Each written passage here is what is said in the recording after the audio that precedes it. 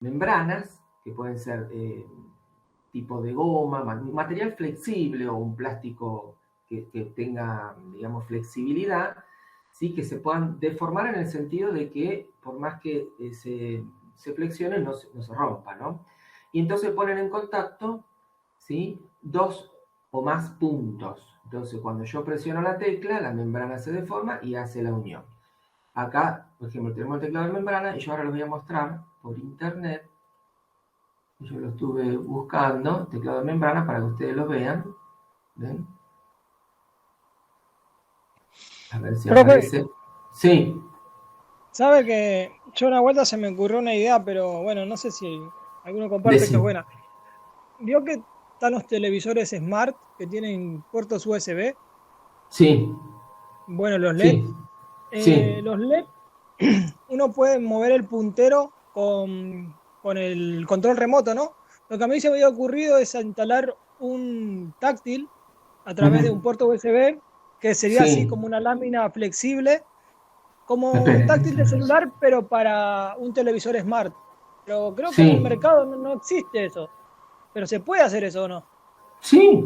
Todo se puede hacer. Sí, Y sí. entonces el Tenés en televisor los se volvería. McDonald's No, no podés, porque la lámina vos la querés poner sobre el televisor, al menos que el televisor tenga en el módulo receptores que vos al tacto puedas escribir, Ujú. no te va a funcionar. Y si la lámina es exterior, deberías de instalarle un programa al Smart que es muy difícil porque ni siquiera puedo descargar HBO en la mierda que tengo y no creo que funcione cualquier programa Ujú. eh, con Es el decir, dispositivo que desarrolles.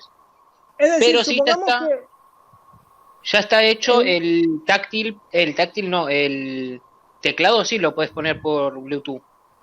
Es Sí. decir, lo que pasa es que hay emulaciones. Supongamos vos pones un joystick y podés emular que el joystick que pusiste es PS3. Entonces, como vos pones un táctil y que lo enchufás por USB, emularía lo que los botones del, ¿cómo se llaman? Del Ujú. control remoto hacen, que es mover el puntero.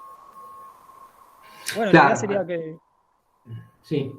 Sí, no sí. sé, bueno, sí, es lógico que tenés que conocer el sistema y tenés Sí. que hacer una emulación de como que la pantalla es táctil, pero ni idea Sí, qué tan eso, o difícil. sea, a nivel software se hace eso. Todas las simulaciones por lo general son a nivel software. Sí. Claro, bueno, esa sería más o menos la La cosa, idea. agarrar una Ujú, pantalla, instalar un táctil portátil ujú. para, bueno, Sí. Sí, quizás se pueda. sí, sí, sí. Sí, se puede implementar. Sí, sí, sí. Sí, eso hay que verlo y cómo lo podés implementar a nivel software. Claro, porque esos Sí. son puntitos que son táctiles prácticamente, ¿no? Que llevan. Esto, si lo están viendo en pantalla, fíjense, son varias membranas una arriba de la otra y lo que hace es, cuando yo bajo la tecla, unen este puntito con el puntito de la otra membrana y si hay otra membrana con el puntito de la otra membrana. Tienen que unirse bien. Ese es el tema de la membrana, que uno tiene que presionar como para que se unan bien los tres puntitos. Entonces ahí detecta cuál es la tecla, ¿sí? Que vos presionaste. Es decir, porque esto lo que está haciendo es, acá va a mandar una tensión, ¿sí? Al otro puntito, al otro puntito, al otro puntito, y va a alimentar diferentes circuitos, que es lo que el chip cuando recibe la combinación 011000, detectó la tecla K, o detectó la tecla A, ¿sí? Lo que hace es eso cuando uno baja, ¿sí? Está mandando una tensión de 5 volt, ¿sí? A distintos circuitos, que cuando el chip recibe esa combinación, ¿no?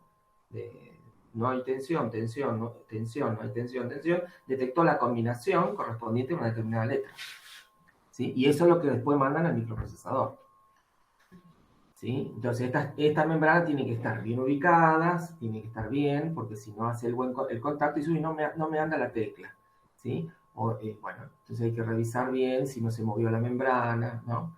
Por eso van a ver que tiene ranura donde la membrana tiene que calzar bien y tiene que justo, ¿no?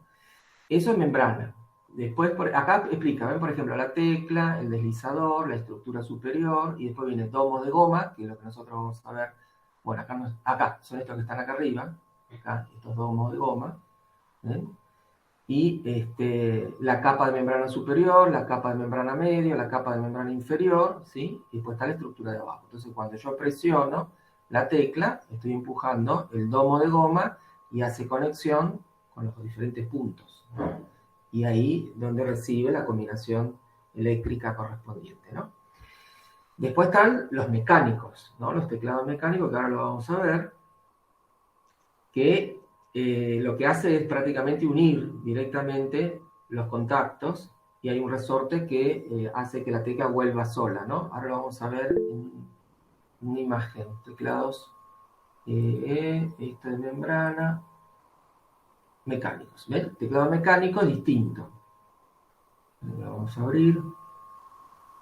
¿Sí? Directamente, cuando yo pulso, lo que hago es unir. No sé si se llega a ver. No sé, no hay una imagen por ahí. Esperen, a ver, vamos a buscar otra. Que no, sí, esperen, ya lo voy a buscar. Hay una imagen.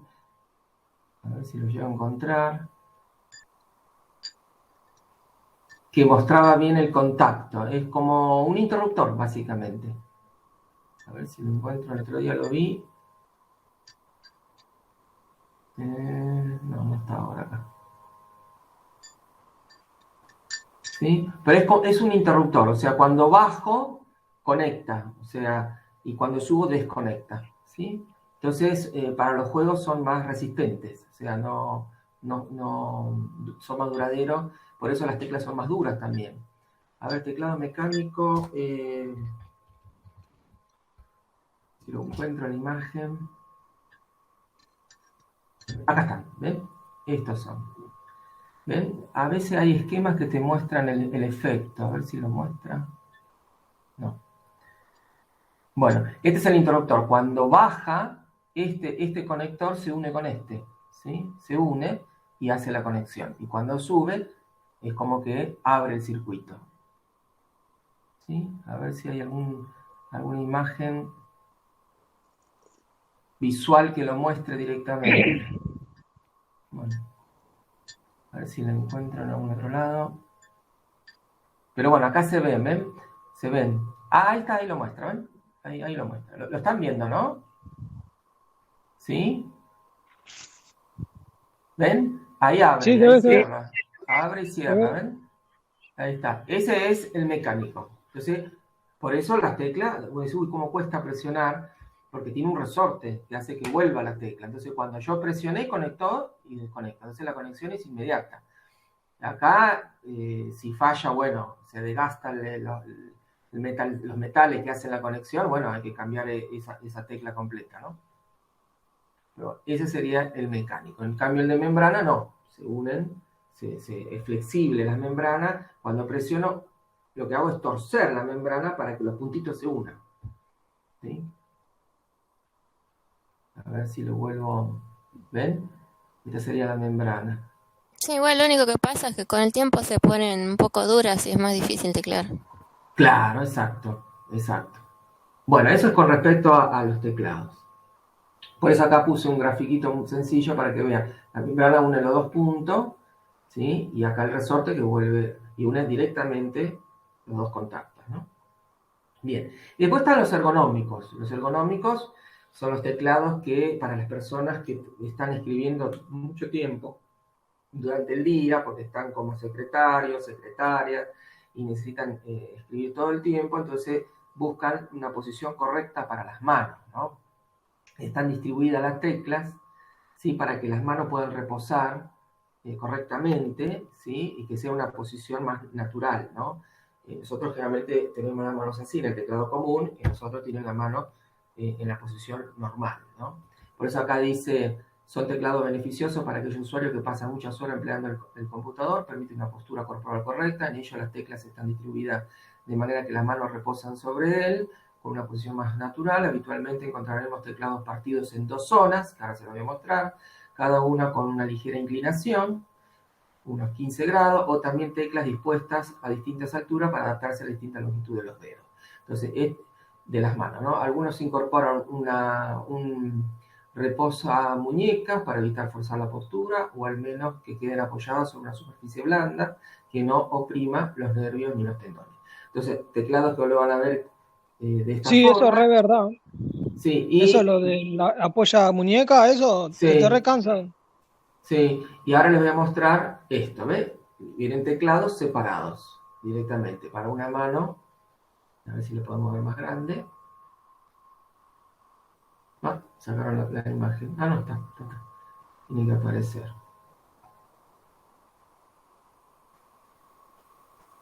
Claro, porque el tema de las muñecas, ese es el tema. Bueno, acá no lo muestro. Esperen que voy a volver a la imagen. Son teclados por separado, ¿ves? Para la mano derecha, para la mano izquierda, y tienen una inclinación, ¿sí? Para que esté más cómodo. Después, hay otro tipo de teclados también, raros, que uno dice, ¿ven? Estos teclados partidos así, son teclados que voy a decir, bueno, mira cómo son estos teclados, que están unidos, por supuesto, a través de un cable, y que, bueno, que uno lo dispone como mejor le convenga, ¿no? Y he visto otros teclados también, por ejemplo, teclados que están hechos a propósito, para que la mano esté más cómoda. Pero no son muy vistos en las casas de computación, eso seguro que hay que pedirlos y lo traen a pedido. Pero también, ¿ves? Teclados que tienen para apoyar acá, la parte de la mano, ¿no? Y escribir más cómodo. Bien, y la idea de esto es que la persona que escriba mucho tiempo no tenga problemas de que les duele después las manos, las muñecas, ¿no? Como suele pasar. Bien, y después están los teclados de una sola mano. Voy a decir, ¿teclado de una sola mano? Sí, teclados cuyo uso es casi anecdótico, dice acá, pero que puede ser de utilidad para algunos usuarios. ¿Por qué? Son teclados en los que todo el teclado está distribuido de forma que podemos teclear usando una mano sola, como si tuviéramos una sola mano.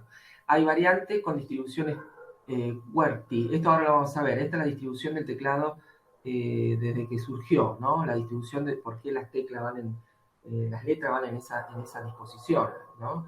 Vamos a ver, para diestros y zurdos, y también otras opciones con una distribución completamente distinta. Son particularmente interesantes para trabajadores que tienen ocupada una mano con algún otro dispositivo, o como complemento en dispositivos que también lo vamos a ver, que se llama wireless, por ejemplo, un teclado sobre la manga de una chaqueta enlazado con un teléfono móvil.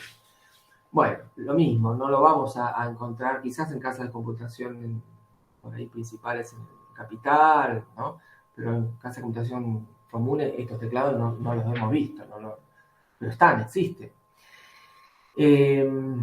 Y esto de QWERTY, después le voy a mostrar de qué se trata, que también, a ver, creo que lo tengo.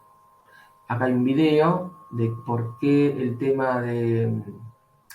Vamos a poner acá, para que ustedes vean de qué se trata. Después lo vamos... Distribuciones QWERTY, y hay otra distribución más.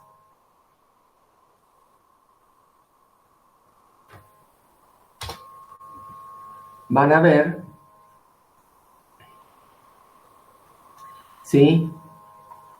Después van a ver que tiene, acá dice el teclado QWERTY es la distribución de teclado más común, fue diseñado y planteado por Christopher Scholz en el 1868 y vendido por la empresa Remington en 1873, que es la empresa de máquinas de escribir de las de antes. En este teclado, según la técnica de mecanografía más difundida, en posición de reposo, 4 dedos de cada mano se colocan sobre la fila central. Y van a ver que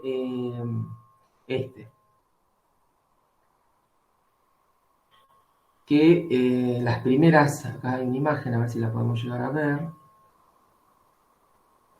las primeras máquinas, a ver si muestra la imagen, ¿ven? A ver, está medio distorsionada ahora. Bueno, esta sería la primera máquina, una de las primeras máquinas Remington, y bueno, en el año 1860, y la distribución que tenían de las letras estaban hechas a propósito, ¿sí? Entonces dice, el problema de estas máquinas de escribir con sistemas mecánicos era que cada una de las teclas provocaba que la letra a imprimir quisiese ocupar el mismo espacio con otra pulsada al mismo tiempo. Esto hacía difícil escribir aún más rápido y provocaba atascos que había que reparar manualmente. Entonces, Christopher Landon Schulz acabó creando el teclado QWERTY, en el que lo importante era precisamente la disposición de las teclas, para lograr evitar estos atascos.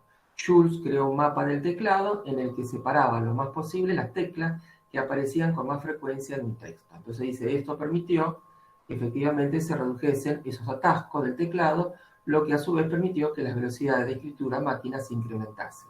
No obstante, hay otras teorías que apuntan a una motivación distinta, muy relacionada con los empleados de telégrafos, que fueron de los primeros en usar máquinas de escribir. Sea como fuera, los teclados QWERTY pronto ganaron popularidad, lo que provocó que todos los fabricantes comenzasen a utilizarlo en sus máquinas. Incluida entre estas máquinas de escribir estuvo Remington, ¿sí? Standard 2 de 1868, la primera máquina de escribir con teclas en mayúscula para poder cambiar rápidamente. Y después dice, el éxito de esta disposición de teclados fue absoluto y pronto los teclados QWERTY se convirtieron en un estándar de facto en la industria, algo que se hizo aún más patente con la llegada de los primeros computadores personales. Esa disposición acabó en los teclados de nuestros PC portátiles y por supuesto en los teclados virtuales de nuestros smartphones o tablets. Y después, buscando alternativa, aparece Dvorak entre escena, ¿no? El problema de los teclados QWERTY fueron diseñados, el problema es que los teclados QWERTY fueron diseñados para máquinas de escribir tradicionales con sistemas mecánicos, no para los actuales teclados de computadora, en los que esa disposición no tiene por qué ser la más adecuada. Entonces acá muestra la diferencia, por ejemplo, dónde estaba la disposición de las teclas, ¿sí? La Q, la W, la R, la T, la I, la U, y Dvorak cómo cambió la disposición de la tecla para aumentar la velocidad de escritura, ¿no? Fíjense que el 70% de las teclas más usadas las puso en el medio, el 22% restante acá en la segunda línea, el 8% en la otra. Bueno, fue buscando la disposición de las teclas para aumentar la velocidad, que dice acá. Eso es precisamente lo que ha tratado de demostrar una serie de disposiciones de teclado distintas que han ido apareciendo a lo largo de las últimas décadas, muchas de estas relacionadas con el idioma y el país al que están dirigidas, pero otras, y de hecho la más relevante de todas ellas, es la correspondiente al teclado Dvorak, ¿no? El teclado de Dvorak fue inventado en 1936 por August Dvorak. El objetivo era muy distinto al que se pretendía con los teclados QWERTY.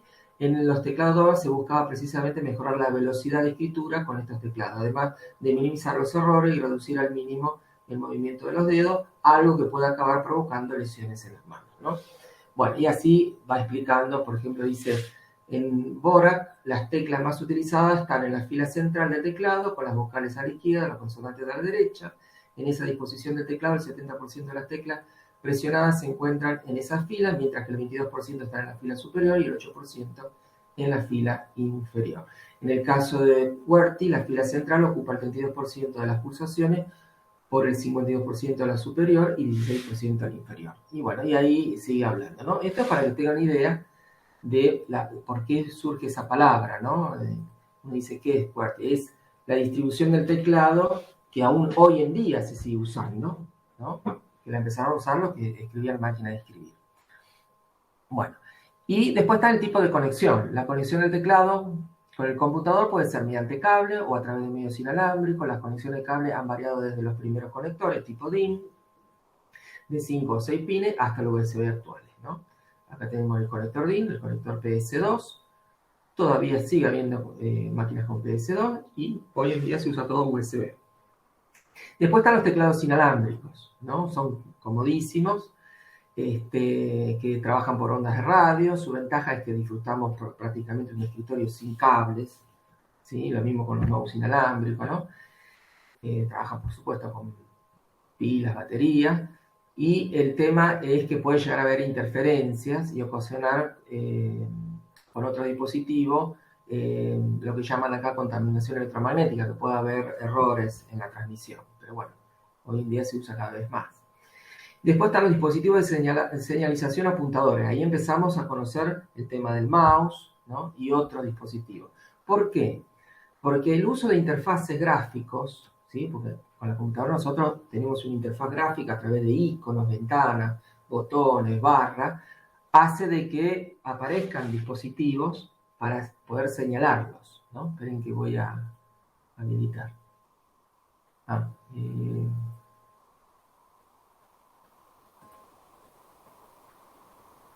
Ahí está.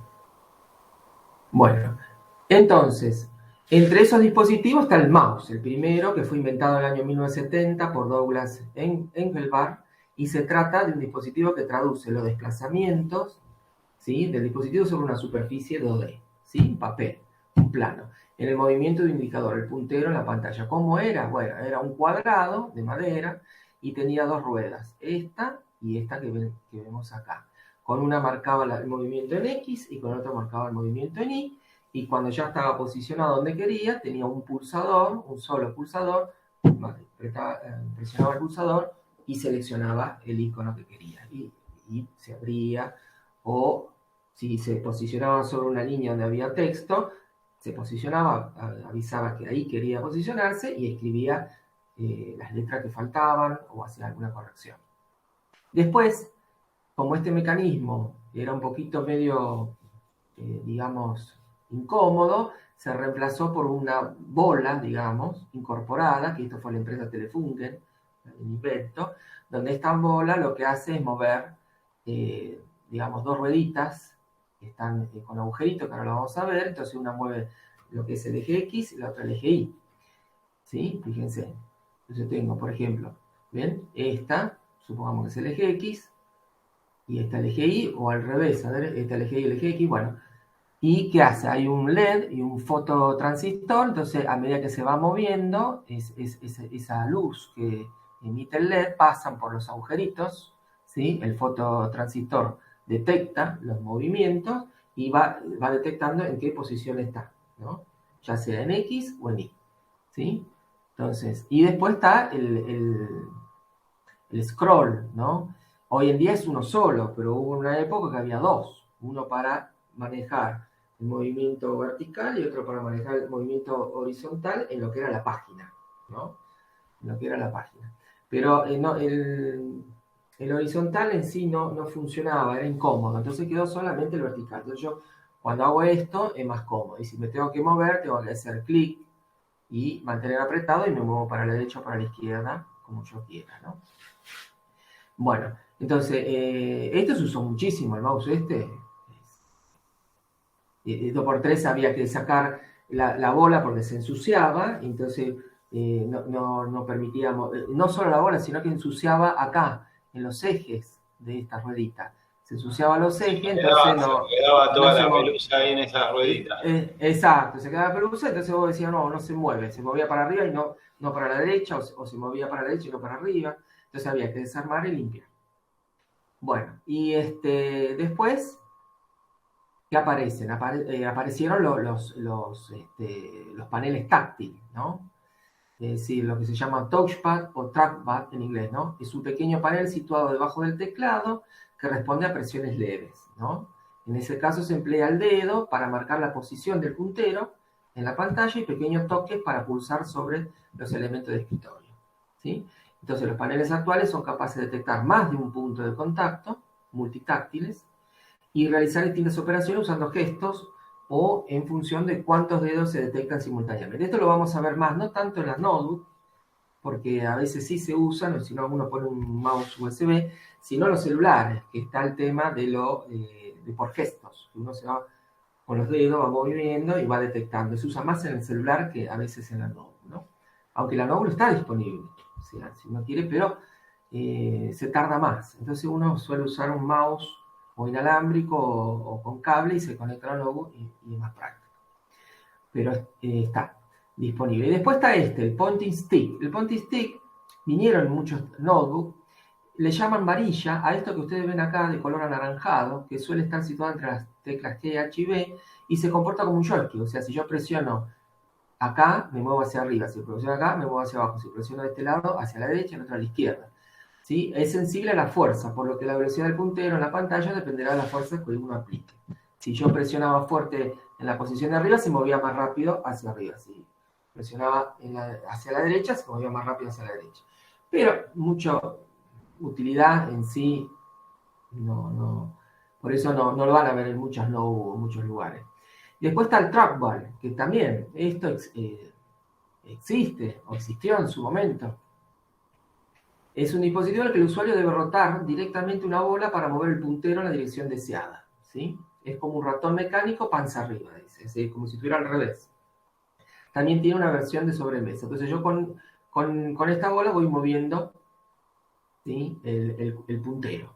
Y después tengo los 2 dedos clásicos que son para seleccionar, ¿sí?, lo que quiero seleccionar, ¿no? Y la ruedita esta para subir o bajar. Entonces, bueno, es como si yo lo tuviera fijo. En vez de mover el mouse, lo que muevo es la bola. Entonces, el mouse está fijo en el lugar, muevo la bola y me voy moviendo para la derecha, para la izquierda, y con los botones de arriba voy seleccionando, ¿no? Después está la típica palanca de juegos, ¿sí?, del joystick, ¿sí?, que influye en la inclinación, ¿no? La inclinación provoca el movimiento del objeto que se está manejando en pantalla. Son muy habituales como controlador de videojuegos. Hay diferentes tipos de modelos con distintos botones según el juego en sí, ¿no? Las tabletas gráficas son populares en diseño de computador. Acá puse una R de más. Y animación o dibujo son como un panel táctil, pero en lugar del dedo debe emplearse un lápiz especial, ¿no? Suele detectar distintos niveles de presión que se traducen, por ejemplo, en un mayor o menor grosor del trazo. Si presiono un poco más, el grosor, o sea, el trazo es más grueso. Si presiono suavemente, es más finito. Bueno, se suele usar, ¿sí? Y después están los lectores de código barras. Estos sí son conocidos. Es un escáner capaz de leer los códigos de barra por medio de un láser. Se trata de un dispositivo electrónico cuya función principal es escanear estos códigos y enviar los datos mediante una antena Wi-Fi o cable a un computador.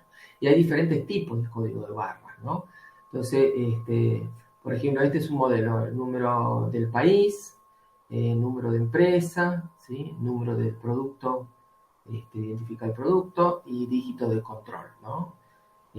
O si no, este tipo, ¿no? Dígito del sistema de número, código del fabricante, código del producto, dígito acá no llego a leer bien qué dice, a ver, de cotejo, ¿no? De citar todo bien. Entonces, bueno, y arriba tengo el patrón de guarda izquierda, patrón de guarda derecha y el patrón de guarda central. Y hay otros más, que se usan para identificar los productos, etc. Después están los lectores ópticos de marcas, ¿no? El famoso OMR, reconocimiento óptico de marca. Es un método electrónico para recopilar datos manejados por humanos mediante la identificación de ciertas marcas en un documento. Por lo general, el proceso de reconocimiento óptico de marca se logra con la ayuda de un escáner que verifica la transmisión o el reflejo de luz a través del papel. Los lugares que tengan marca reflejarán menos luz que el papel en blanco, lo que dará como resultado una reflectividad menos contrastante. El reconocimiento óptico de marca también se conoce como lectura óptica de marca o más comúnmente como las marcas Scantron, ¿no? Y fíjense que acá lo vamos a ver. ¿Se acuerdan ustedes cuando le dicen llene esta planilla, rellene con la virome los cuadraditos que usted quiere seleccionar, ¿no? Bueno, reconoce esos cuadraditos. Los que están llenos los tiene en cuenta, los que están vacíos no. Fíjense, la tecnología de reconocimiento óptico de marca extrae datos útiles de los campos marcados. O sea, yo tengo que ir marcando los campos, o con una virome, con un lápiz, o a veces en las loterías, a veces con perforaciones, ¿no? Como campo de relleno, casillas de verificación muy rápidamente y con gran precisión. El uso más común de OMR es en oficina, académico, departamento de investigación, donde se deben procesar una gran cantidad de documentos llenados a mano, como encuestas, cuestionarios, exámenes, tarjetas de respuesta, boletas. Entonces OMR puede manejar cientos de miles de documentos físicos por hora y su precisión es hasta el 99%. Un ejemplo común es el uso de formularios estandarizados en las escuelas donde los estudiantes tienen que completar una marca predefinida en la hoja que sirve como una marca para el algoritmo de reconocimiento óptico de marcas. Bueno, son dispositivos que se suelen usar. Después está el de tarjeta de banda magnética, ¿no? Que se usan para los bancos, ¿no? Para los cajeros automáticos. ¿Qué es? Lee la información codificada en la banda magnética, ubicada en una parte posterior de una tarjeta de material PVC.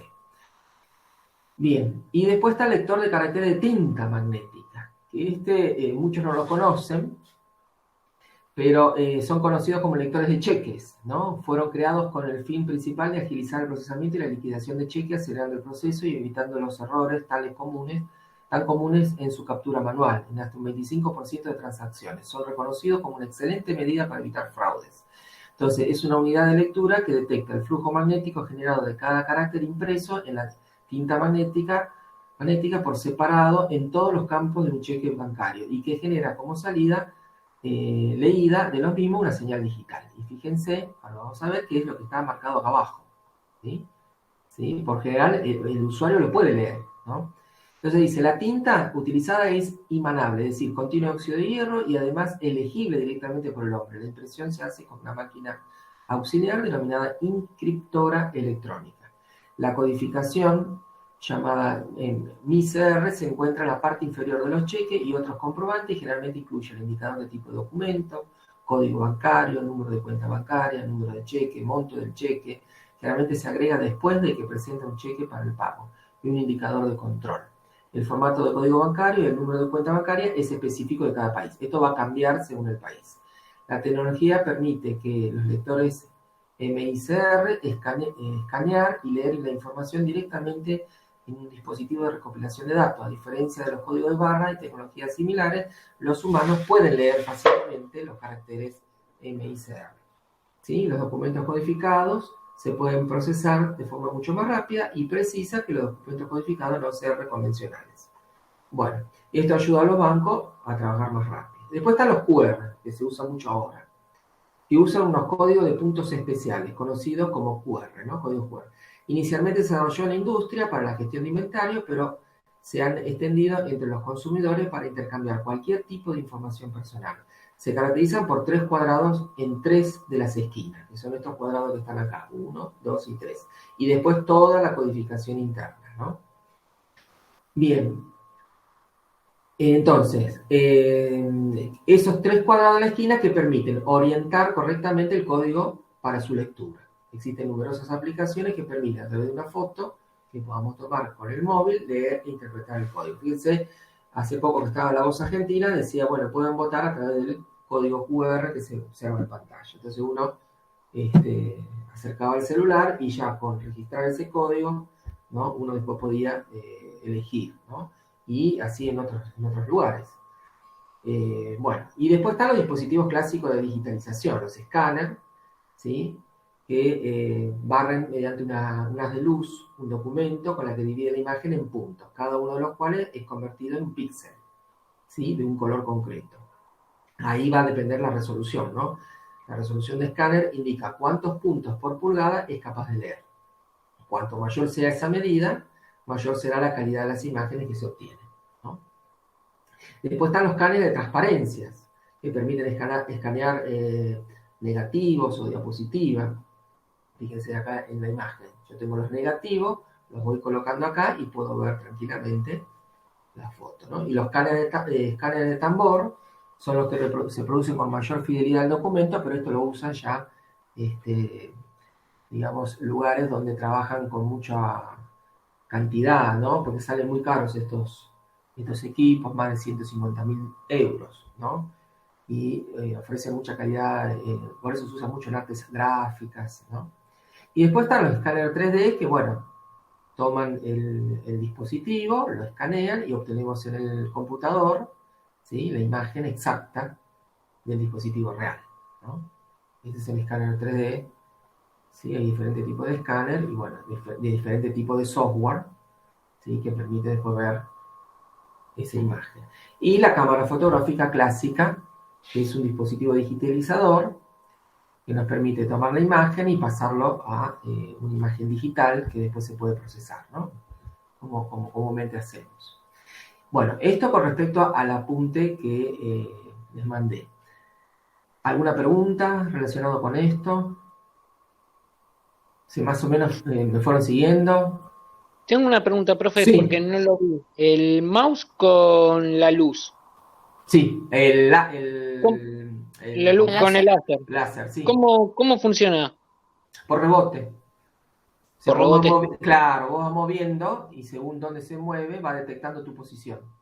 Sí, es un láser que va registrando los movimientos tuyos según por rebote. Exacto. O fíjate que si yo lo muevo, hay momentos que va detectando vos fíjate cuando lo usás, ¿sí? Y es similar, en vez de usar Busca, digamos, busca en la superficie que vos tenés, ¿sí? Va viendo cómo te va moviendo y va rebotando en esos puntos y va detectando dónde está parado el mouse, ¿no? Sí. Sí, eso está bueno. Si quieren, después podemos ir buscando información electrónica, ¿no? Porque esto es toda la parte electrónica, ¿no? Internamente son dispositivos electrónicos y van trabajando diferente. Pero bueno, ahora el que más se usa es el infrarrojo. Por ejemplo, este infrarrojo que yo tengo trabaja más en superficie oscura que en superficies claras. Si yo lo pongo bajo un papel blanco, no funciona bien. Si lo pongo bajo un papel oscuro, sí. En cambio, hay otros mouse con otros láser que tiene que ser sí o sí una superficie blanca. Bueno, eso va a depender de cómo... Estuvo buena esa pregunta del láser, porque ¿cómo se da cuenta que moviste un poquito el mouse? Que el Claro. rebote es un poquito más a la derecha o a la izquierda. Ah, ¿cómo se da cuenta? Bueno, eso si querés lo podemos investigar electrónicamente cómo trabaja internamente. ¿Sí? Ahora Sé estamos que... viendo Sí, fibra óptica y la sí, refracción y todo eso, y más o menos sí, los que vieron los videos ya exacto. se... La fibra óptica usa la ley de Snell. Sí, la ley de Snell. Bueno, eso sí que La lo podemos. refracción total, Sí, si no tenés, mal para que recuerdo. lo busco por tener una imagen para poder. Sí, espera. Fibra óptica. Fibra óptica. Ley, ley de Snell.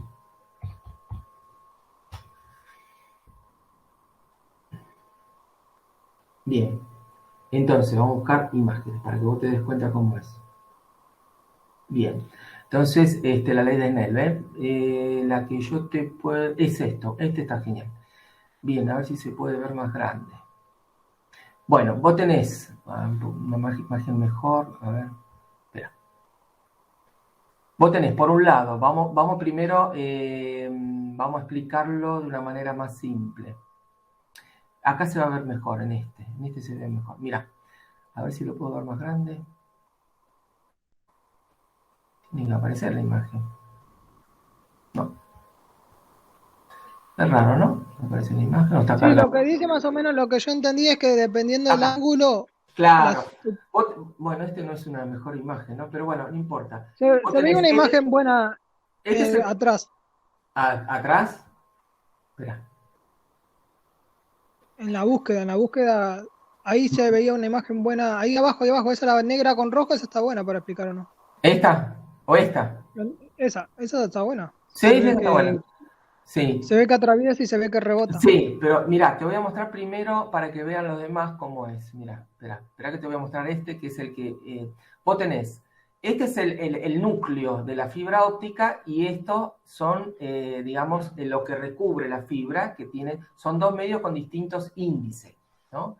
Entonces, siempre se busca, este es el ángulo de incidencia, siempre se busca que este ángulo de incidencia haga que el haz se refleje totalmente. ¿Por qué? Porque si no calculamos bien el ángulo de incidencia, parte se refracta y parte se refleja. Entonces, ahí qué va a ocurrir, que tiene poca, digamos, poca potencia, o sea, va a llegar parte del haz reflejado, pero va a llegar con poca potencia. Entonces lo que se busca es que se refleje totalmente, ¿no? Y va a depender del diámetro del núcleo de la fibra óptica, cuanto más grande, cuanto más chico, ¿sí? Si es monomodo, multimodo, ¿sí? Entonces, la fibra óptica más cara, el diámetro es muy pequeñito y prácticamente el haz se refleja casi paralelo al eje de la fibra óptica, ¿no? Y pero hay otra imagen. Mira, y la ley de Snell es esto, la ley de Snell. Tenés dos medios distintos, con dos índices de refracción. Entonces, si yo logro, ¿ve? Acá dice rayo incidente, rayo reflejado. Yo tengo que lograr que el rayo incidente se refleje totalmente, porque tengo que calcular este ángulo de incidencia, que se refleje totalmente. Y este sería el núcleo central, y este sería el revestimiento de la fibra óptica. Si no, va a haber una parte que se refleja y una parte que se refracta. Esa parte que se refracta la pierdo. A ver si encuentro otro. Yo tengo un apunte hecho para teleinformática que está muy bueno. Después te lo voy a... ¿Sí? Acá no los veo. Pero el mouse tiene sensor de ¿De luz? ¿O es como unos espejos que no...? Claro, exacto, tiene algo parecido a eso, sí. Pero ahora después vamos a buscar una imagen para que vos lo veas bien, lo del mouse. Acá la fibra óptica es distinto, ¿ves? Esta es la fibra óptica, tiene que reflejarse totalmente el haz de luz, que puede ser a través de un LED que lo genere o puede ser también otro sistema, ¿no? A ver, esperen que lo quiero encontrar. Acá está, este se ve bien, ¿ves? Este incide o se refleja totalmente o hay una parte que se refracta. Acá, este es. ¿Ven? Según el ángulo de incidencia, tengo esto, o tengo esto, o tengo esto. Es decir, tengo que calcular el ángulo para que se refleje totalmente y siga avanzando dentro del núcleo, ¿sí? Ese ángulo de incidencia es a través de las leyes de Snell. Es lo que se regula en la fibra óptica. Es este ángulo. Este ángulo que vemos acá, ángulo crítico, ¿sí? Ese es el ángulo. Bien, y ¿ve? Acá está, luz incidente, luz reflejada o luz refractada. Entonces, si no se calcula bien este ángulo, una parte se va a reflejar y la otra parte se va a refractar. Y lo que se tiene que es reflejar totalmente, ¿sí? La luz. Bien, y después van a ver que está monomodo, multimodo, que acá no aparece. Habría que escribirlo para que se vea la gráfica. Bueno. Sí, es lo que se usa ahora porque viaja prácticamente a la velocidad de la luz y no hay interferencia que afecte. A ver, ley de Snell, vamos a poner fibra óptica, a ver, monomodo, monomodo, multimodo, que son diferentes tipos de fibra óptica, más económica, más cara. A ver si aparece, acá están, ¿ven? Entonces tenemos multimodo, ¿ves? Y tenemos, este sería simple. Acá, esperen, a ver si hay otra gráfica más completa. Bueno, yo tengo que buscar en mis apuntes para que vean cómo es. Acá está, ¿ven? Fibra multimodo, depende del diámetro del núcleo, ¿sí? La reflexión va a ser más espaciada y cuanto más pequeño va a tender a ser paralelo al conductor central, ¿sí? Y eso hace que sea más efectiva. No están acá las imágenes. Acá están, ¿ven? Este sería, ¿ven? Según el diámetro va a haber muchas reflexiones porque acá va a tender a ser mejor y acá directamente va a ir paralelo. A ver si hay otra gráfica aparte de esta que lo muestre mejor. Claro, ¿ven? De índice gradual, multimodo y de modo simple, ¿ven? Esto es 200 micrómetros, de 50 a 100 micrómetros, de 10 micrómetros.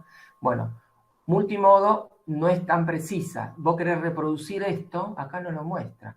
Vos querés reproducir esto y no va a salir exactamente igual, ¿sí? A ver si lo podemos ver en otra más. Acá está, esta es la que estaba buscando. ¿Ven?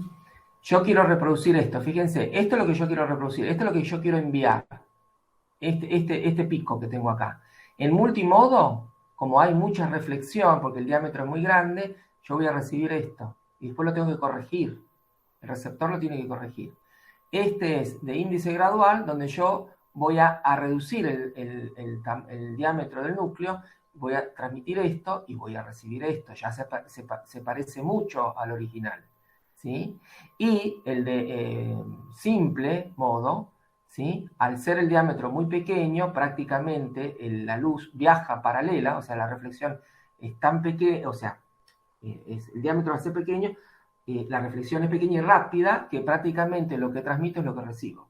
Entonces, estas fibras ópticas son las más caras y son las más difíciles de conectar, porque tiene que tener un equipo para soldarlas, y tiene que soldarlas muy preciso. Y el que suelda tiene que estar muy canchero. Entonces, dependiendo de la precisión que se necesite en el lugar, hay diferentes tipos de fibra óptica, ¿no? Pero siempre hay que tener en cuenta el ángulo de reflexión, ¿no? El ángulo crítico. Este sería el diagrama, digamos, que demuestra los diferentes tipos de fibra óptica. ¿sí? Bueno,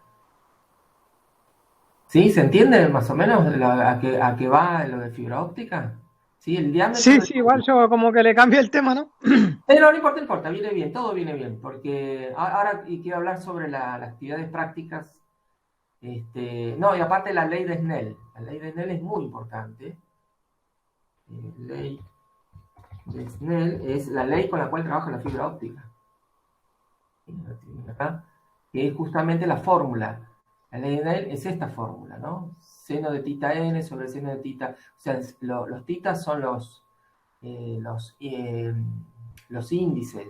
A ver, otra fórmula más. Acá, N1 sobre N2 es seno de tita 2 sobre seno de tita 1, ¿ven? Acá tenemos los índices de refracción, N1 y N2, y estos son los ángulos, este ángulo y este ángulo. Entonces, la ley de Snell es esta fórmula. Entonces, y de ahí se llega a la otra fórmula final, a ver, esta fórmula que está acá, que dice el seno de tita 1, que tita 1 es el ángulo de incidencia, ¿sí? Es N2 sobre N1. Y ese ángulo tiene que ser, ¿ves? Menor a este cociente, ¿ves?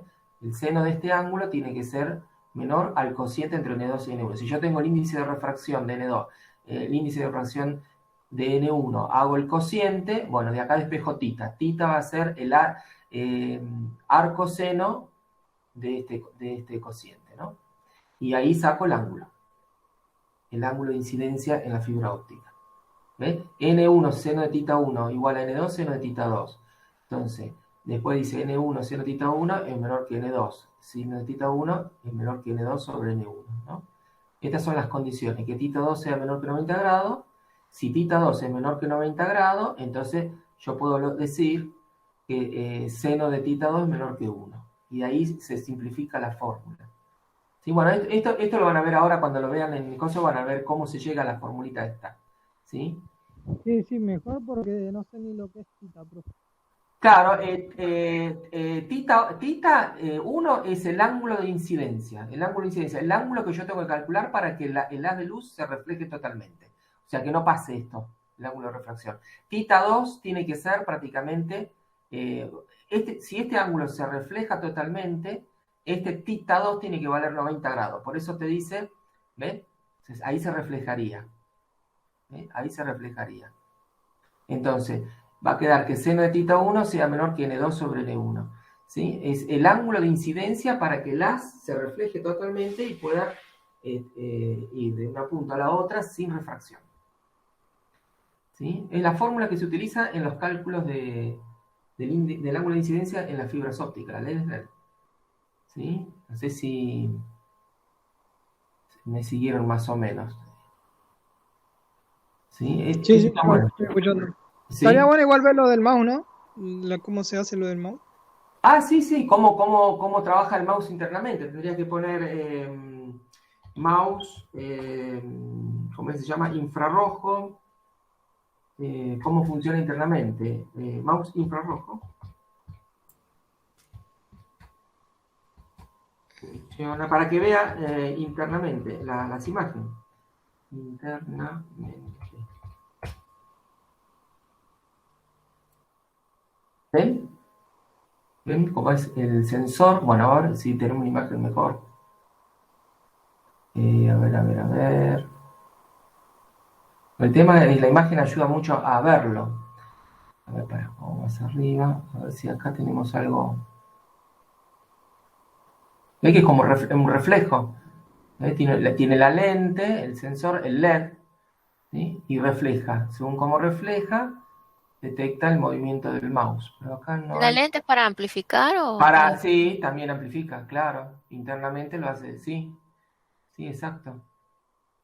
A ver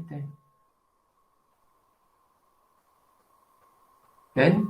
Acá está. Entonces, esto se ve que emite la luz, está el reflejo, el sensor y detecta el movimiento. Sí, yo después les voy a buscar una imagen mejor, porque a veces se encuentra y a veces no. Profe, vio que algunos no se ven y otros sí se ven la luz. Sí, exacto. ¿Hay diferencia? Sí, diferentes tipos de láser. Sí, trabajan diferentes, son diferentes tecnologías. Por eso le digo, me anda mejor en superficie oscura y otros no. En una superficie clara no me funciona, en cambio otro mouse sí, entonces cambian los láser. Pero bueno, eso, mientras funcione bien, está todo bien. Bueno, después les voy a buscar una imagen o la explicación. Es por reflejo, es como un rebote, o sea, donde vas moviéndote, va rebotando, toma el rebote y detecta dónde vos estás posicionado. Sí, acá no encuentro una imagen bien. Bueno, después le voy a buscar, muy buena la pregunta, después le voy a buscar Hay un compañero, sí. profe, que pide que Entrar. si puede contestar cómo funcionan los DPI de los mouse. Los DPI. Bueno, Sí, vamos a buscar punto esta por imagen. pulgada, creo que. Sí, el punto por DPI. Mouse DPI, a ver si aparece una imagen. Yo escribí mouse. A ver si hay imágenes que aclaren el... Porque si no, después yo Yo voy a lo que había buscar... entendido era, ahí está ese cuadro ese de Violeta, ese creo que más o menos lo explica, porque yo había visto que la pantalla la divide en diferentes cuadrados. Claro, los cuadraditos, A sí. mayor cantidad de DPI, más cuadraditos analiza o algo por Sí, el a estilo. ver si se ve más grande, porque es muy chiquito este, ¿no? A ver si acá está. Disculpa, ¿qué significa DPI? Claro, acá el DPI es esto, ¿ves? La cantidad de puntos por pulgada. Acá lo toma esto como puntos, un punto, ¿no? Entonces voy a decir, ¿cuántos puntos por pulgada tengo, ves? Acá tengo 9 DPI. ¿Ves? 1, 2, 3, claro, 3 por 3, 9, ¿ves? Espera que voy a sacar esto. No quiero nada, Sí, quiero perder, ahí está. Bueno, ¿ven? Cantidad de puntos por pulgada que recorre el cursor dentro del monitor. Esto nos indica que mientras más DPI, significa que el mouse debe reconocer por medio del cursor más puntos, borrando la distancia entre ellos. Eso es DPI, ¿sí? Bueno, si vos tomas esto como un punto, acá tengo 9, ¿sí? Puntos, sería lo que considera un DPI. O si tengo más, mira acá, 1, 2, 3, 4, 5, 6, 7, 8, 9, 9 por 9, 81 puntos, ¿sí? ¿Lo ven esto, no? Sí, se lo están viendo. Cantidad de puntos Sí, por eso pulgada. cambia la Eso es un DPI. sensibilidad cambia la Claro. sensibilidad del mouse Exacto. y la precisión en juegos de red. Exacto. Sí. Bueno, pero esto depende del fabricante del mouse. Esto sería el movimiento del puntero milimétricamente, ¿no? Exacto. Que vos lo podés, te reconocen más movimiento en milimétricamente. Claro, con exacto. más DPI. Es más preciso. Exacto. Listo. Sí. ¿Ven? Imagínate, acá te dice más lento, más rápido. Claro, ¿por qué? Porque detecta más cantidad. Y lo mismo, claro, detecta más. Es como los píxeles en la pantalla. Cuanto más puntos entran dentro de un píxel, más definición tiene la pantalla, ¿no? Bueno, acá pasa lo mismo con el puntero de mouse. Cuanto más puntos tiene digamos, este cuadrado, bueno, va a ser más efectivo, más preciso. Sí. Pregunta, ¿y esos DPI dónde se encuentran? Acá en el mouse. Los píxeles de la pantalla. Sí, o sea, está relacionado con la pantalla que vos tenés. Sí. Exacto. No tiene nada que ver con el mouse. No. Está en función de la pantalla. Vos estás dividiendo la pantalla en todos estos puntos que vos ves acá. Exacto. Esto es como si fuera tu pantalla. Exacto. Sí, eso ahora si quieren, eso está buena influye en la pregunta. sensibilidad. Sí. Influye en la sensibilidad porque yo creía que era al revés. Mientras más DPI tenés que detectar, era más lento el mouse, pero aparentemente No. a mayor cantidad de DPI... Más rápido. Sí, porque detecta más posiciones en la superficie, claro. Acá te lo dice el gráfico, mira. Igual, menos más DPI, preciso más lento, es más rápido, ¿no? ¿Cómo? Es más preciso, pero no sé si es más rápido. Porque es más preciso porque, por ejemplo, en un shooter o un juego de disparo, obviamente, capaz 1 milímetro le podés atinar a la cabeza o no. Entonces ahí te ayuda a que tenga más DPI, eso sí lo entiendo. Sí. Pero no sé si es más rápido, porque en el otro salteas un montón de espacio de uno al otro. Claro, Por exacto. eso a mí se me hacía raro esa flecha que va de lento, Más lento, más más rápido. rápido. Bueno, acá lo pusieron de esa manera, pero bueno, sí. Bueno, acá después explica dónde lo puedes cambiar. Acá está, ¿ves?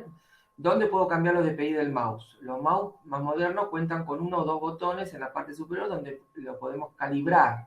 Los DPI según la comodidad del usuario. Otra opción es ir a los ajustes de Windows, ¿no?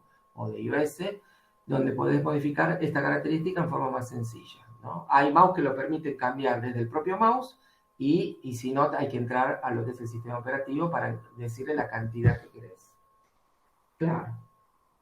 Bien. ¿Eso viene en el monitor o en el sistema operativo? Eso es lo que yo no entendí. ¿O es una suma de las dos cosas?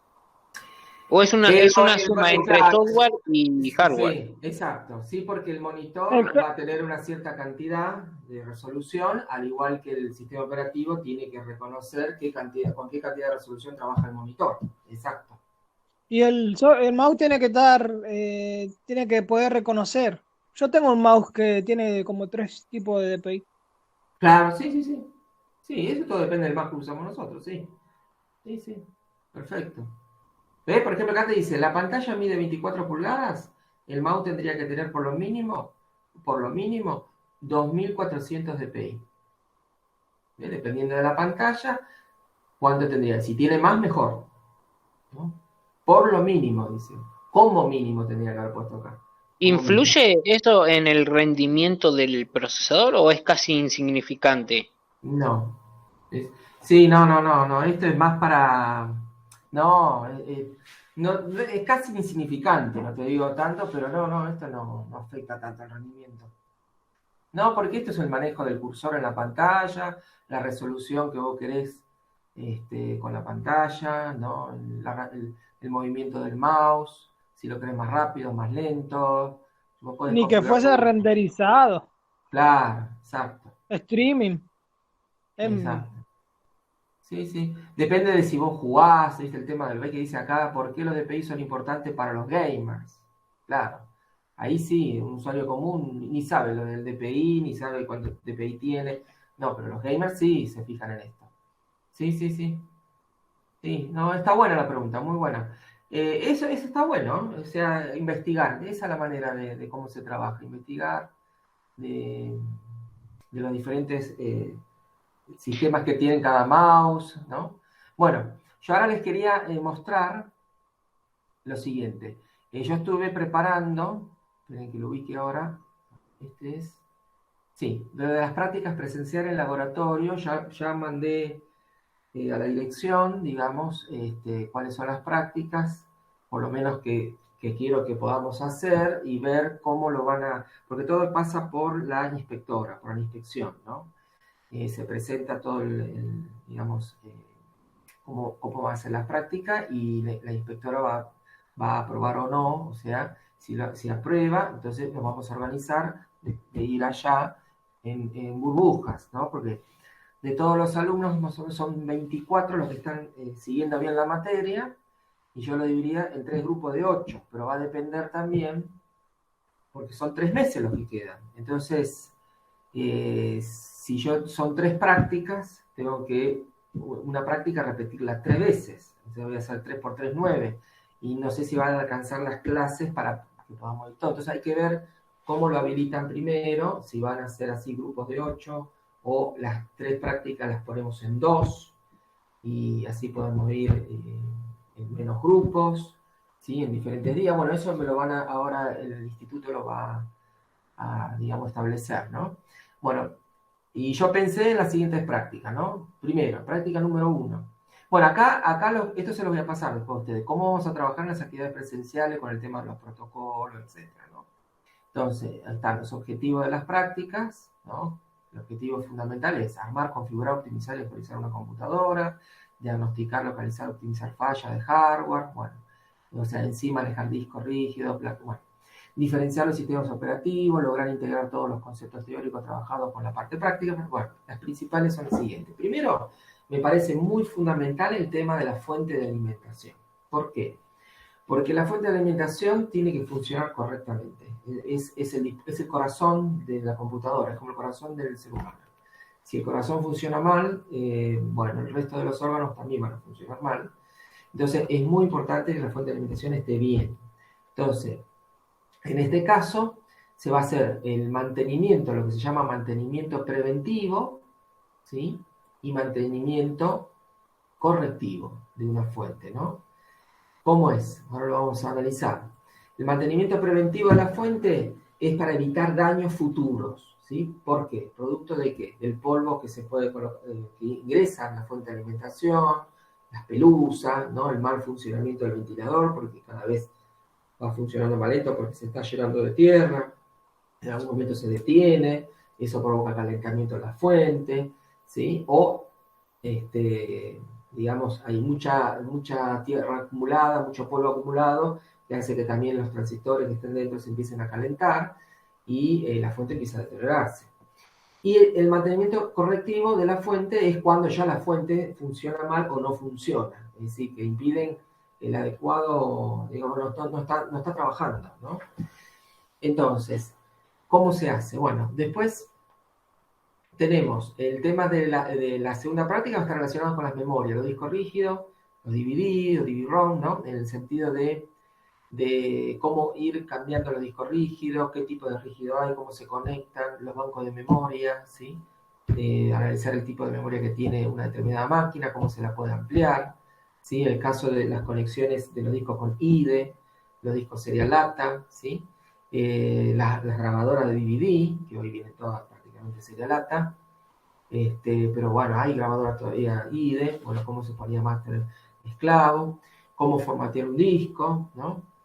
Análisis de las particiones, y la tercera práctica sería directamente por la máquina así sola, es como una isla, está sola, entonces cómo se conecta la máquina a internet. Bueno, entonces ahí vamos a empezar a ver cómo se arma un cable UTP, ¿sí? Ya sea de, bueno, categoría 5E en general, directo, cruzado, cómo se conectan las computadoras, dos solas con cable cruzado, si fuera con un switch, varias máquinas con cable directo, probar el cable directo con el tester de cable. Lo mismo pasa con la fuente, medir con el tester común y medir con el tester de fuente, ¿no? Bueno, cómo se crea una red simple, ¿no? Y cómo configurar las direcciones IP, si la quiero fija o la quiero, variable la dirección IP.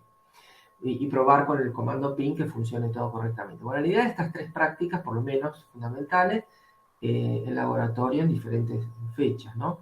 Y de eso, justamente, lo voy a mostrar ahora. Miren que no me acuerdo dónde lo tengo. Acá. Esperen, entonces no lo abrí. Un minuto.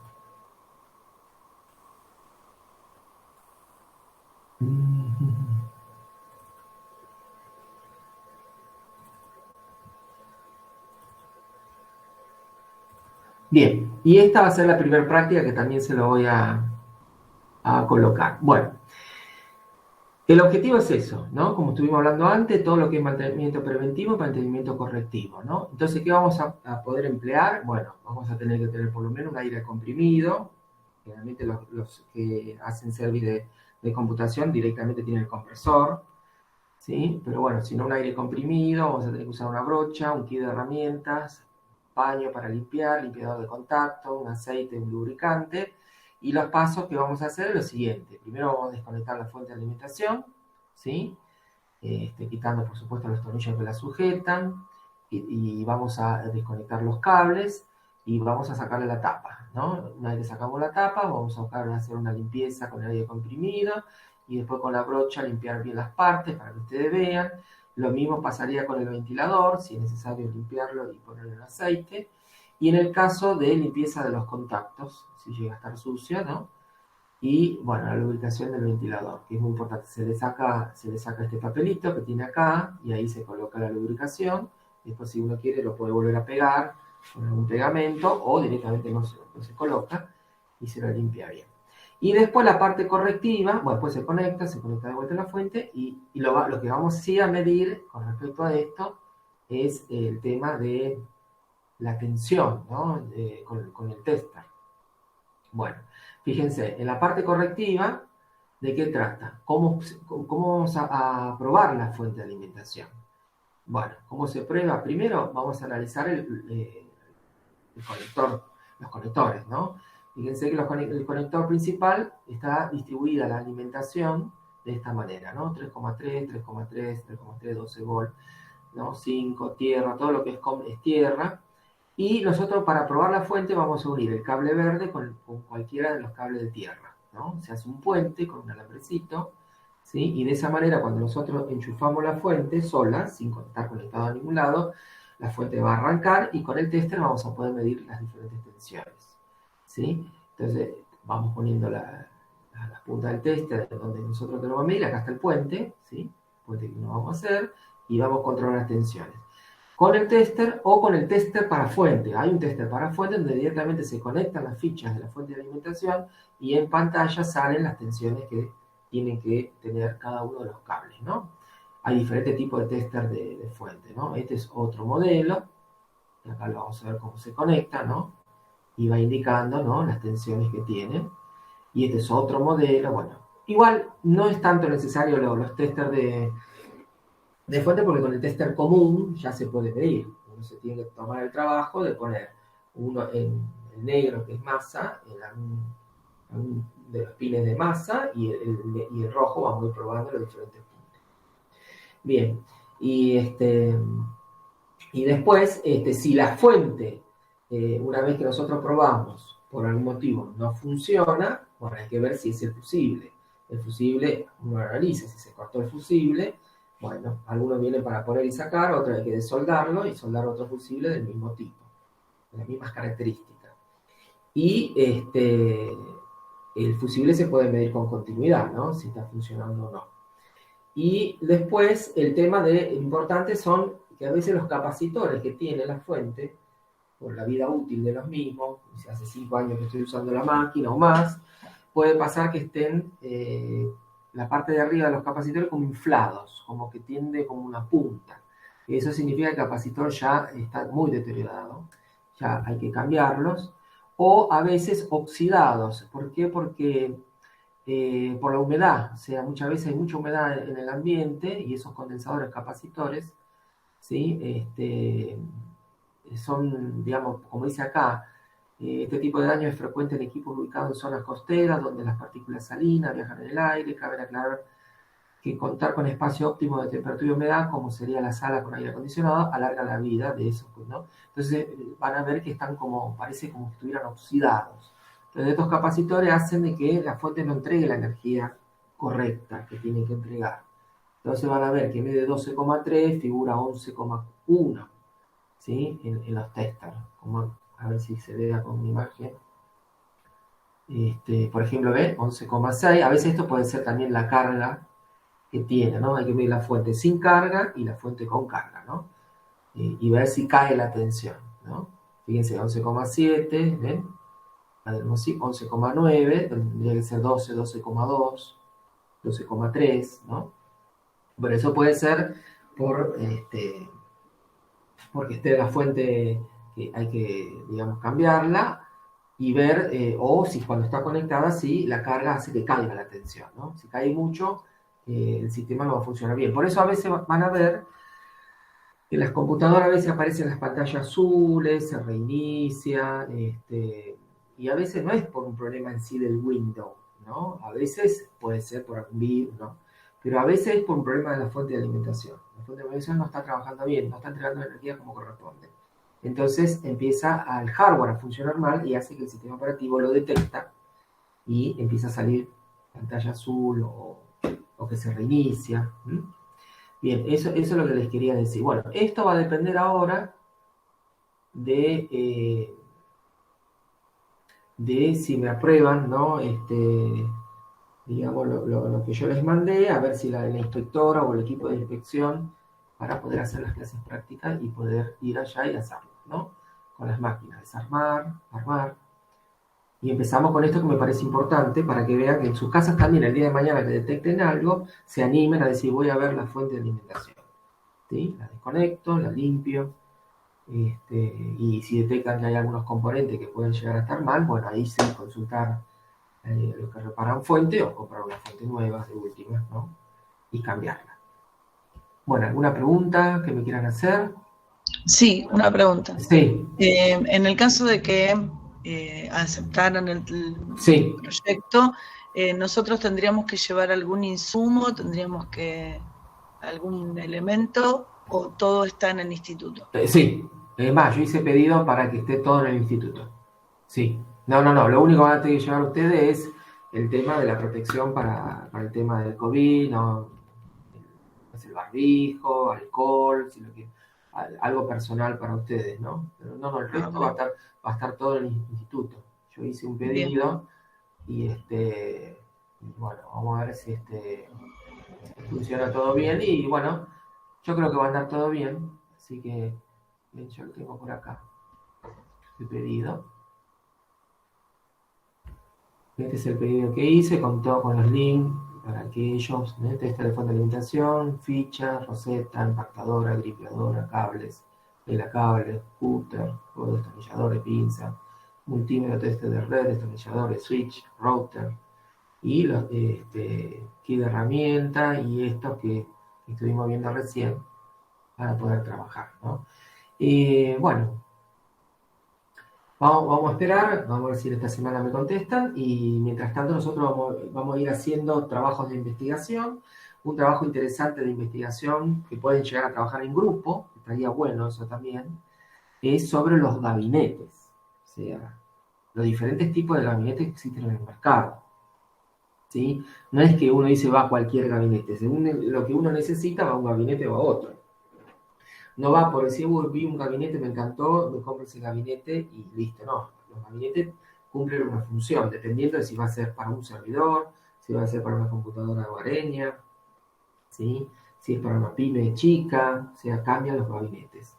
Y van a ver la disposición de cómo son cada gabinete, ¿no? Todo lo que involucra. Eso es un trabajo interesante.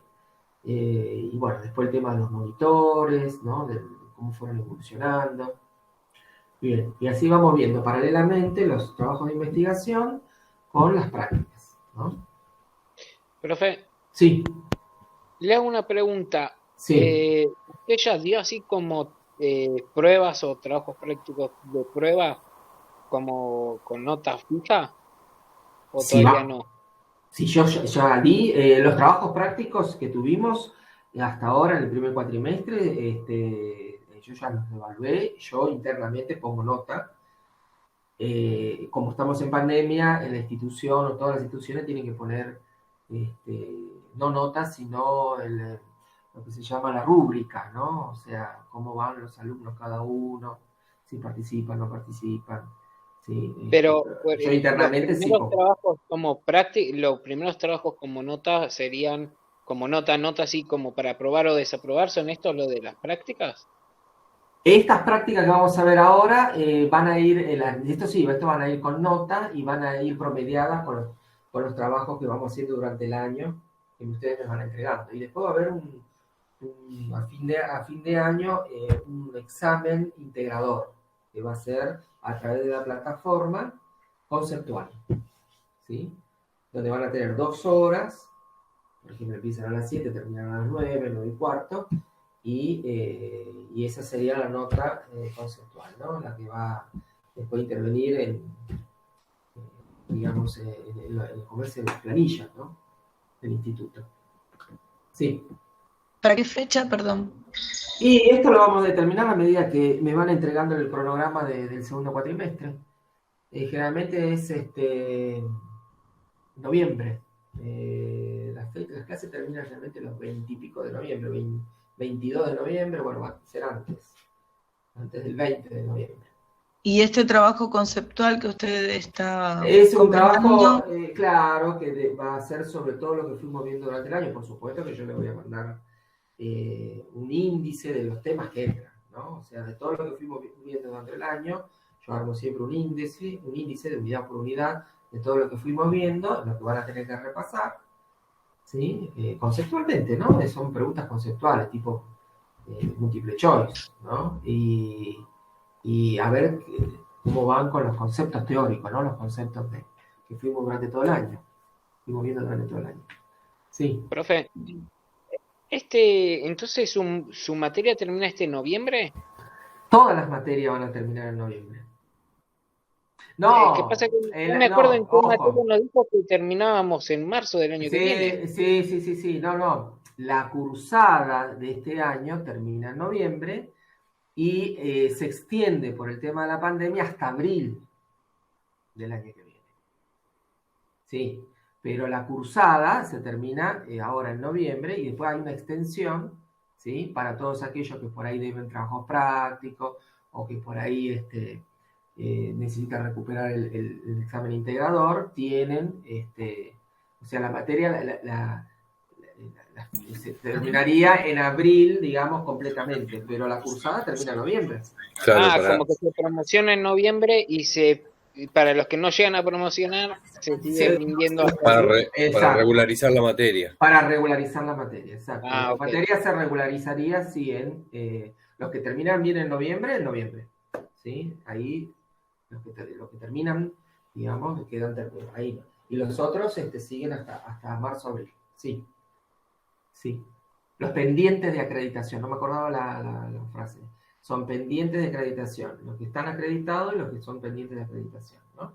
Por eso tienen tiempo, o sea, no es que los que deben trabajos, que por ahí dicen, mire, yo no pude en el primer cuatrimestre, me voy a poner la pila ahora, en el segundo cuatrimestre, pueden entregar los trabajos del primer cuatrimestre tranquilamente.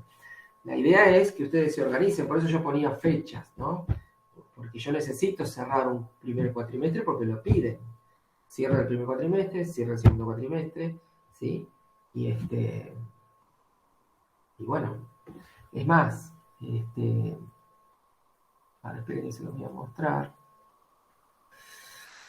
Esperen que me ubique acá.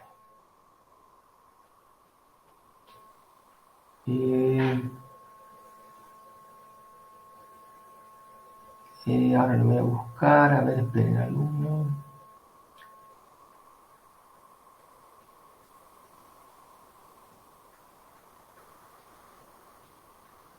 Acá está.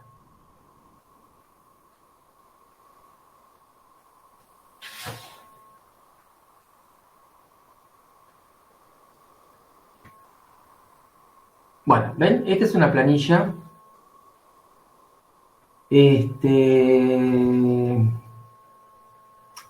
Mía, interna, pero es típica planilla de cómo se trabaja en la virtualidad, ¿no? Acá están los alumnos, están, digamos, los trabajos, donde se coloca cómo fueron trabajando, ¿no?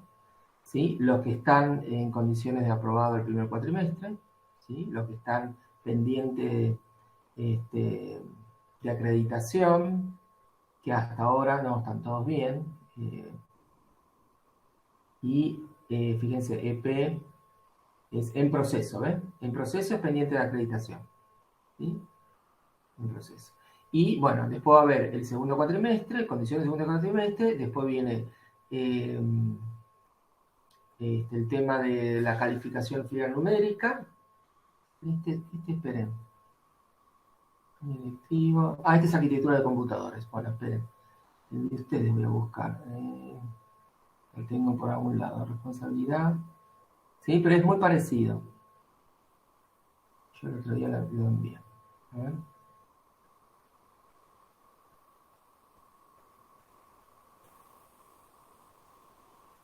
Bueno, pero le muestro ese. Ahora hasta que encuentre el otro.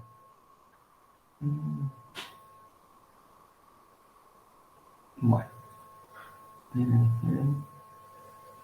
Profe, si me hace que Sí. el micrófono tiene ruido. ¿Mi micrófono? Sí, hay como un ruido, como un... Ah, puede ser. Bueno, la idea es eso, que ustedes vean que hay una planilla donde se va cerrando, digamos, cada cuatrimestre y después hay un examen integrador y después los que quedaron pendientes de acreditación tienen la posibilidad hasta marzo, abril del año que viene para poder regularizar la materia y de esa manera poder cursar las materias que le siguen, ¿no? ¿Se entiende? Sí, sí. Sí, sí. Ujú. Bueno, entonces así que vamos a esperar esta semana. Mientras tanto, ya le estoy terminando lo del trabajo de investigación y seguimos así, ¿sí? Con trabajo de investigación, las clases virtuales, digamos, ¿cómo es? Sincrónica, y vamos a ver las clases prácticas cuando se dan, ¿no? ¿Sí? ¿Alguna otra pregunta que me quieran hacer?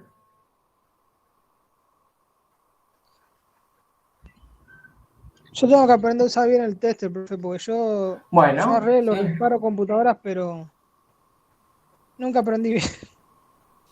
No, el tester está dividido en partes. Tenés para medir impedancia, tenés para medir ¿cómo es? Corriente, para medir tensión, alterna, continua. Tenés para medir continuidad, ¿sí? Y los testers clásicos. Después hay otros testers que permiten otras cosas. Te permiten medir si hay transistores que funcionan correctamente o no. Bueno, ¿sí? Sí, un par de usos le di. El tema es Sí, que yo una también vuelta necesito rompí aprender. uno porque lo enchufé y estaba en un voltaje que no correspondía Ah, y sí. pum. Sí. Y sí, eso es lo que hay que tener cuidado. Por ejemplo, a ver, vamos para ver si hay una imagen de los testers. O multímetros.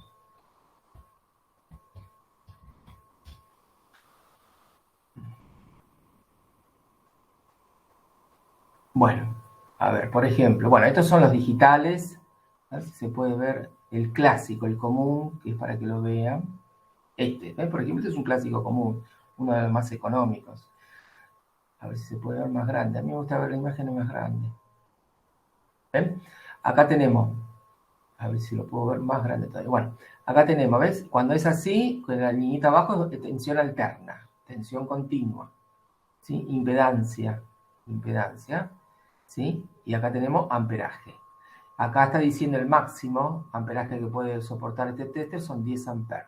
Y esto que está acá es para los transistores. El HFE es un parámetro propio de los transistores NPN, PNP, ¿sí? Para los electrónicos que usan medición de transistores para ver si funciona correctamente o no.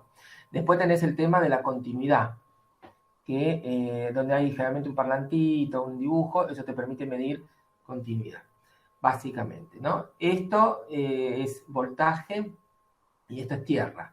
Cuando yo tengo que medir alto voltaje, ¿sí? Tengo que pasar el rojo a donde dice 10 amperes. Por ejemplo, acá cuando trabajo con mucho amperaje, ¿sí? Necesito pasar el rojo a esta ficha porque está preparado el tester para poder soportar ese amperaje, ¿no? Si no, si voy a medir una corriente muy alta en esta posición, se puede quemar el tester, ¿no? Por supuesto. Ve que acá ¿Sería dice, sí, 320? ¿Es 320 o 210? El alto amperaje es 320, ¿no? sí, me parece que es 320, sí. Sí, el máximo. Depende también del tester, ¿eh? Sí. Sí, fíjense, después están los testers Yo tenía digitales. ese fue el que rompí, profe. Sí, bueno, ese no es tanto. El tema son los digitales que son mucho más caros, ¿no? Bueno, los digitales es lo mismo, nada más que vos tenés la perilla y vas poniendo la perilla en donde querés. Si querés tensión alterna, tensión continua, ve acá tenés miliamper, microamper, amper, y acá podés medir frecuencia, ¿ves? Capacidad, bueno, y tenés botones para poder seleccionar, y bueno, es más digital. Y no, es práctica, o sea, ¿no? El tester, lo más complicado del tester es el amperaje. Cuando medís amperaje hay que tener mucho cuidado, hay que usar generalmente a veces una resistencia para proteger el tester, ¿no? En sí. Y hay distintos modelos, ¿ves? Este tiene un montón de funciones. Entonces depende del uso que uno le va a dar, ¿no? Depende de dónde uno trabaja, qué es lo que necesita.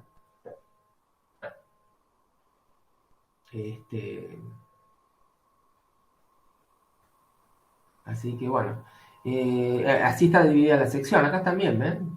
Acá también tiene secciones y los conectores. Sí. Y Yo tengo uno intermedio. Yo trabajo con un intermedio. No es, ni ese amarillo ni el otro, ¿no? Empecé trabajando con este. En la secundaria, cuando me enseñaba, se usaba este tipo de tester, donde uno tenía que aprender a manejar la escala. En esa época no estaban los digitales. Entonces vos tenías que saber cómo trabajar con las escalas, ¿no? Y con esto vos seleccionabas lo mismo: tensión continua, tensión alterna, corriente, impedancia, y donde se posicionaba la aguja, vos tenías que mirar bien, había como un espejo acá, y la aguja no se tenía que ver la sombra. Si vos veías la sombra de la aguja, estabas viendo mal. Entonces, hacia donde se posicionaba la aguja, leías en la escala que correspondía, ¿no? Después aparecieron los digitales que facilitaron todo, ¿no? Esos fueron los primeros testers, ¿no? Como este, ¿eh? Los primeros testers.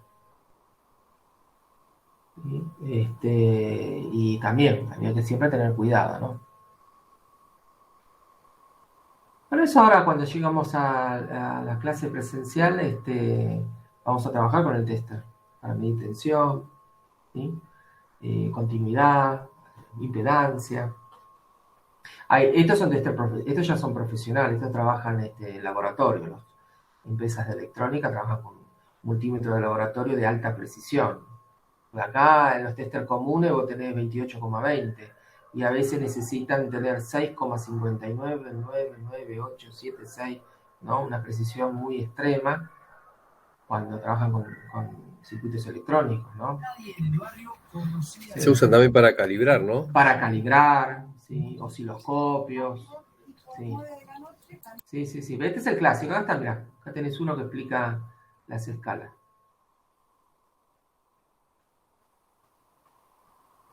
A ver si aparece. Realmente tiene que aparecer la imagen más grande, pero no aparece la imagen. Acá está. Bueno, si yo la puedo aumentar, no. Bueno, ¿ves? Acá te dice, ¿ves? Escala de medida de tensión continua, ¿ves? Voltios. Escala de medida de tensión alterna. Te dice el máximo, ¿ves? Yo, por ejemplo, para medir 220 volts no me puedo poner en la escala de 200. Tengo que poner en la escala de 750. ¿Sí? Porque si pongo 200, sí, daño el circuito del... Siempre tiene una protección interna, ¿no? Se va a quemar un fusible, seguro. Siempre hay una protección. Pero bueno, después esto es, ¿ves? DC, escala de medida de corriente, ¿sí? En amperes, diferentes escalas. Después acá tenés conector para medida de corriente, cable rojo, conector de tierra, cable negro, y este es para amperaje muy alto, hasta 10 amperes. Bueno, escala de prueba de diodos. ¿Ve? Acá yo puedo probar el diodo. Si el diodo tiene que conducir en un sentido, en el otro no. Si yo tengo un diodo y no conduce de una manera ni de la otra, está quemado. Y si conduce de las dos formas, el diodo no sirve. Escala para prueba de transistores, el HFE, que muchas veces se utiliza. Bueno, y simple, es muy simple, muy sencillo este tester. Y es uno de los más usados porque es accesible. Después, bueno, este es de aguja, multímetro analógico. Y después están los digitales, ¿no? Multímetro digital. Así que tenés para elegir los multímetros. Hay que ver cuánto salen los multímetros hoy en día. Sí, digamos que los más caros también tienen más protecciones. Sí. Que lo que no pasa con los más económicos. Con los más económicos, claro, sí. Sí, exacto. Sí. Bueno, entonces chicos, yo les aviso cualquier novedad de las clases presenciales cuando arrancamos y mientras tanto seguimos trabajando así, de esta manera, ¿no? Haciendo trabajo de investigación y así vamos a ir cerrando el segundo cuatrimestre y con las prácticas y después el examen integrador a fin de año. Bueno, ¿alguna otra pregunta que me quieran hacer? Esperen donde estoy, ya abrí tantas ventanas que ya... Ahí está. ¿Alguna pregunta que me quieran hacer, chicos? No, todo bien. Bárbaro. ¿Sí? ¿Todo bien? Bárbaro. Creo que voy a almacenar esto. ¿Dejamos el presente? Yo paso lista automáticamente. Bueno. Sí. Tengo un programita que lo hace automático. Y ya está. Bien, entonces, ¿qué más? Bueno, entonces ahora yo subo a la plataforma lo de la práctica, las primeras de las prácticas, para que la vayan viendo. Y después voy a ir subiendo la segunda y ya les voy a, en estos días, lo del trabajo de investigación sobre, no solamente, vamos a hacer así, se puede hacer un trabajo de investigación que involucra varios temas, ¿no? Y poder trabajar en equipo, no más de 4, porque si no, viste, se complica. Si quieren trabajar en equipo, 3 o 4 alumnos como mucho por cada equipo, y si alguno no quiere, dice, bueno, yo lo quiero hacer solo, bueno, lo puede hacer solo. La idea es que puedan compartir, ¿no? Y que en la clase que viene podamos debatir sobre qué es lo que encontraron, lo que buscaron, y ir aportando todos, ¿sí? Algo que sea útil para todos, ¿no? Yo y ustedes también, ¿no? Todos juntos. Bueno, chicos, entonces nos vemos la próxima clase, ¿sí? Bueno, Buenas noches. buenas noches, profe. Buenas noches, Buenas noches. cuídense mucho. Buenas noches, profe, compañeros. Gracias, buenas noches. Chao, chao.